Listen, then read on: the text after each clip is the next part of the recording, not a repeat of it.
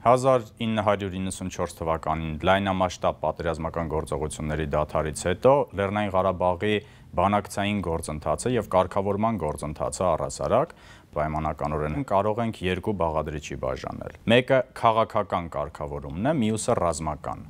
Ռազմական բաղադրիչը ներառում է հրադադարի պահպանումը առհասարակ, եւ այս երկրորդ բաղադրիչը կարող ենք անվանել որպես հարթակի ձևավորում քաղաքական կարգավորման համար։ Այսինքն պայմանականորեն, եթե այսպես հակիրճ ձևակերպենք, առաջին փուլում նախ հրադադարը ամրապնդվում է մեխանիզմներով, կողմերը չեն կրակում,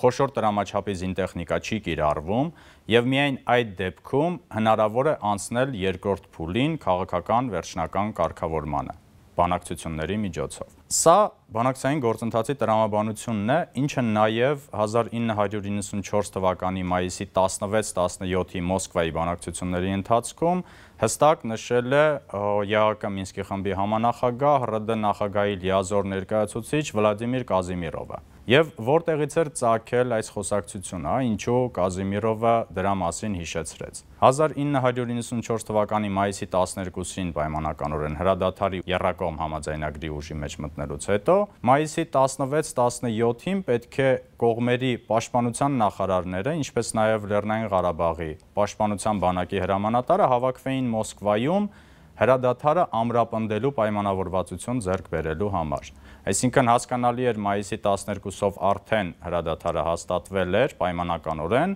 բայց դեռևս որևիցե մեխանիզմ չկար, որով հնարավոր կլիներ վերահսկել հրադադարի պահպանումը եւ ավելին շփման գծում փաստացի Արցախի պաշտպանության բանակը եւ Ադրբեջանի զինված ուժերը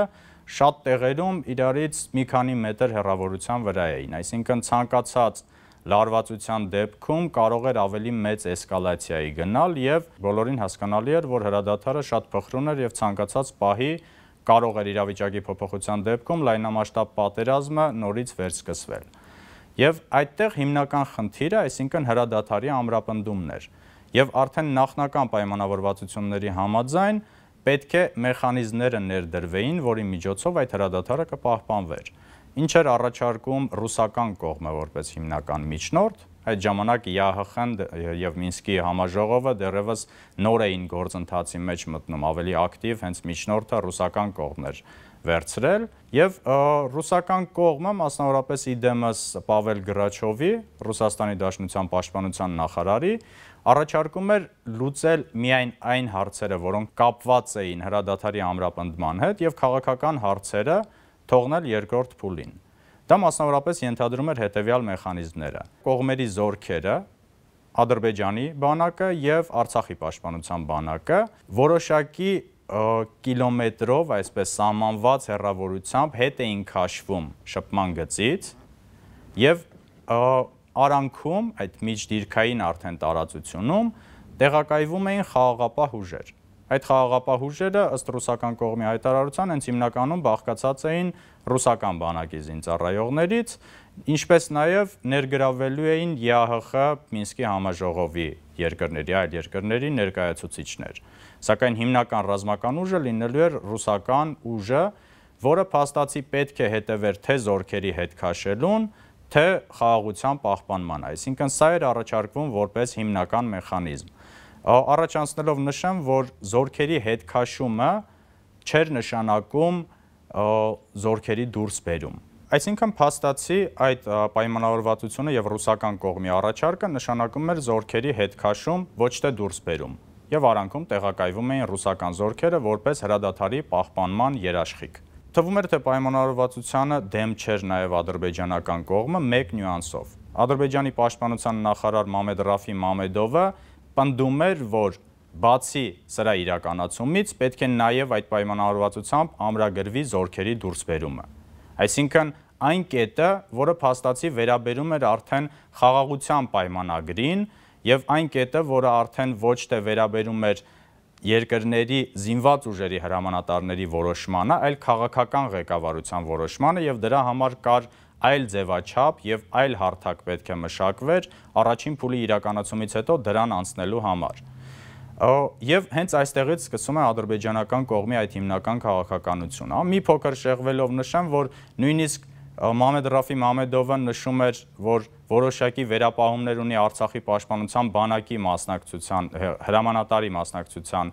մասով, բայց երբ քննարկվում է այդ տեղակայվող զորքերի, ռուսական զորքերի, խաղաղապահ զորքերի ֆինանսավորման հարցը, հայկական կողմը առաջարկում է բաժանել 3 հատվածի, Հայաստանը, Լեռնային Ղարաբաղը եւ Ադրբեջանը յուրաքանչյուրը 33% պետք է տրամադրեին այդ խաղաղապահ զորքերին եւ Ադրբեջանի պաշտպանության նախարարը այս դեպքում ըստ էության որևիցե առարկություն չի ունենում։ Այսինքն, երբ որ ֆինանսներին վերաբերեց հարցը, արդեն որևիցե առարկություն չկար, որ որպես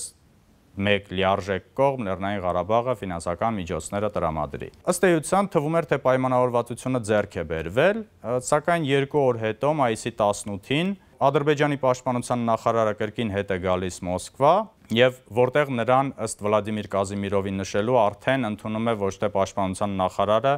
Ռուսաստանի Դաշնության, այլ նրա տեղակալը եւ հայտնում է, որ իրենք համաձայն չեն այդ պայմանավորվածությանը։ Այսպիսով մայիսյան հանդիպումից հետո իրավիճակը մնաց նույնը։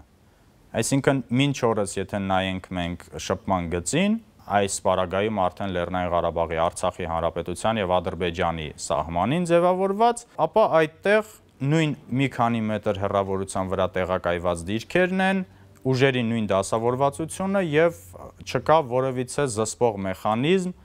որը հնարավորություն կտա իրոք պահպանել հրադադարը։ Այսինքն մենք հանգեցինք այն կետին, որտեղ հրադադարի պահպանումը կախված էր միայն կողմերի բարի կամքից։ Եթե Ադրբեջանը չի ցանկանում պահպանել օրինակ հրադադարը, ապա չի պահպանում այդ հրադադարը եւ որևիցե մեխանիզմ չկա,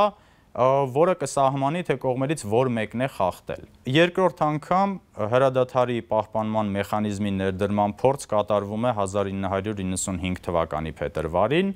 երբ փետրվարի 4-ին կողմերը ըստ էության համաձայնության են գալիս եւ փետրվարի 6-ից արդեն ուժի մեջ է մտնում այդ համաձայնությունը։ Այստեղ արդեն խոսքը ոչ թե խաղաղապահ ուժերի տեղակայման մասին էր, այլ ուղիղ կապի սահմանման մասին։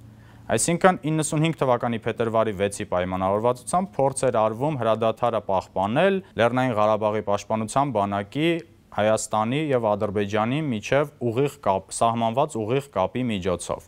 Ուղիղ կապը ենթադրում էր մասնավորապես միջքաղաքային կապ։ Այսինքն կողմերում տեղադրվում էին միջքաղաքային կապի ապահովման համար համապատասխան սարքեր եւ եթե կողմերից որևէ մեկը ֆիքսում էր հակառակ կողմից հրադադարի խախտում, ապա դրա մասին անմիջապես ֆաքսով կամ եթե հնարավոր չէր միջքաղաքային կապով տեղեկացնում էր հակառակ կողմին, ֆաքսով ուղարկված փաստաթղթի պատճենը ուղարկելով նաեւ ԵԱԿ Մինսկի խմբին։ Այսպիսով նաև միջնորդներն էին ունենում այդ բողոքը, որից հետո կողմերի համաձայնությամբ արդեն անկախ քննիչների խումբ էր գալիս, տվյալ խախտման վայր, նաև լինում էր այդտեղ ԵԱԿ Մինսկի խմբի ներկայացուցիչը, եւ